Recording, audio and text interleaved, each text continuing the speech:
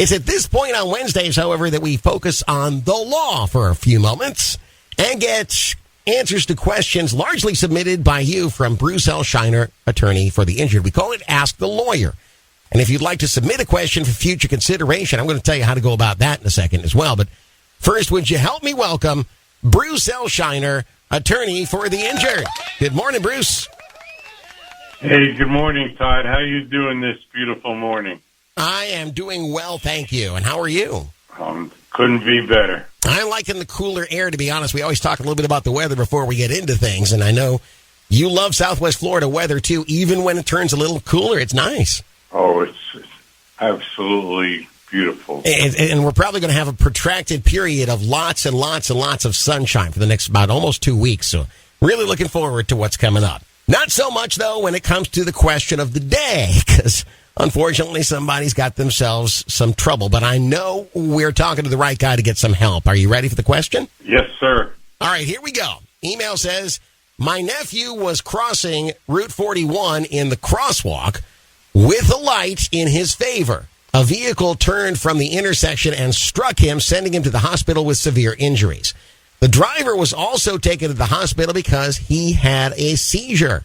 The insurance company for the driver has told my brother, his father, that the accident wasn't his fault because he had a seizure.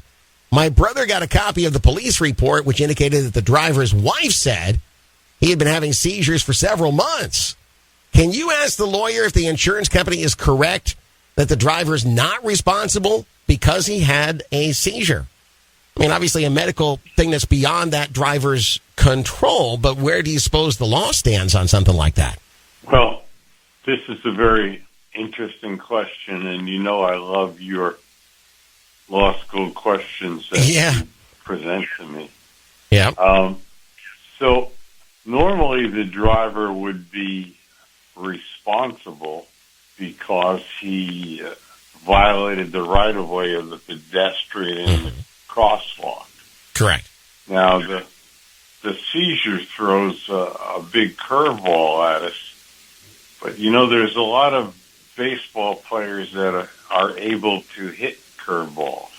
Mm-hmm. So what I mean by that is if this person never had a seizure before, had no reason to believe that he was going to have a seizure, and then he had a seizure which caused the accident, he would not be responsible.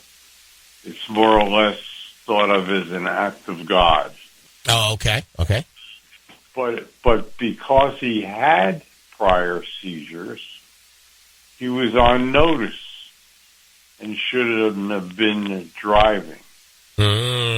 So he would be liable because he knew he had seizures and he put the general public at risk. Okay. Actually even says that in the police report that the driver's wife said so. So it sounds pretty solid, this legal ground that you're saying you can stand on here. I think that that poor injured pedestrian's in good shape legally. You know what strikes me, but we talk about this all the time, and it probably shouldn't be a surprise to anybody. The insurance company, I am sure, knows this, yet they're trying to pull the old, not responsible.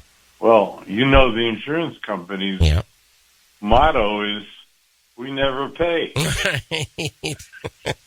And if we can use the seizure loophole, we're going to do it. And absolutely. But if the people contact an experienced personal injury lawyer, they know they're blowing a lot of smoke and they'd be able to help them.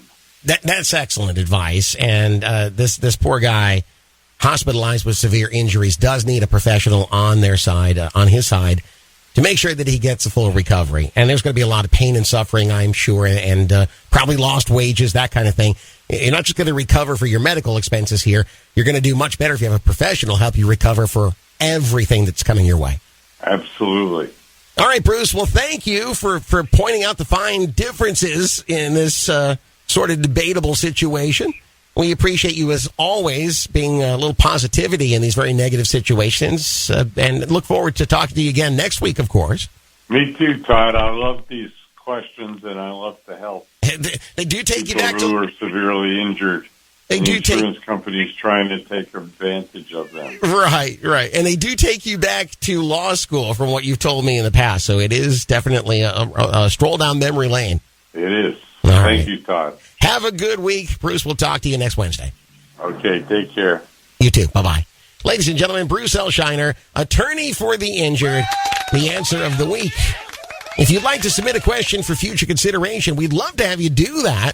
Just go to the website and put the keyword Bruce in the search box. That'll take you right where you need to go. If, however, like in this situation, there are severe injuries, there's hospitalization, that kind of thing, forego what I just said. Forget what I just said and immediately call the Port Charlotte office of Associates and Bruce L. Scheiner. Here's the phone number, 941-743-7777. It's important to get somebody working on your case right away. 941-743-7777. And I can tell you, they'll jump right into action. Tell them that Todd Matthews sent you from Kicks Country 92.9.